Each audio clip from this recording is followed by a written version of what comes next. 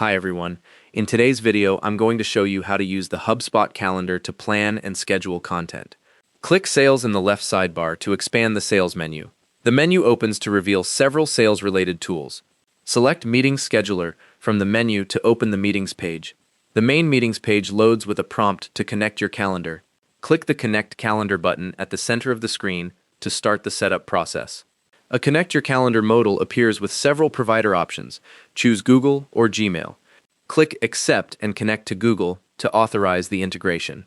The Google sign-in flow opens, and you'll be returned to HubSpot once you've signed in. On the Permissions screen, tick the Select All checkbox to grant HubSpot access to your calendar. This allows HubSpot to read and write events to keep bookings in sync. Click Continue, and a connection complete confirmation appears. You're returned to the Meetings page, with your calendar now connected and ready to use for scheduling. Click Create Scheduling Page to open the page type selector and choose One-on-One.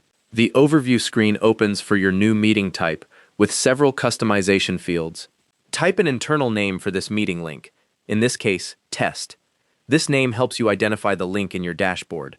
Click Next, and the scheduling screen appears with a calendar preview showing your availability based on the calendar you connected. Click Next again to reach the Automation Options screen. Click Create Scheduling Page to publish your link. A Schedule Page Published modal confirms your meeting link is now live and ready to share with contacts.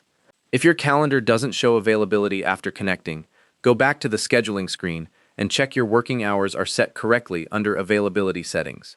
You can edit or delete any scheduling page later by returning to the Meetings page and clicking the three-dot menu next to its name. Your meeting links automatically sync with your Google Calendar, so any bookings will appear in both places. And that's how to set up your HubSpot calendar for scheduling. Thanks for watching. Hope this helped.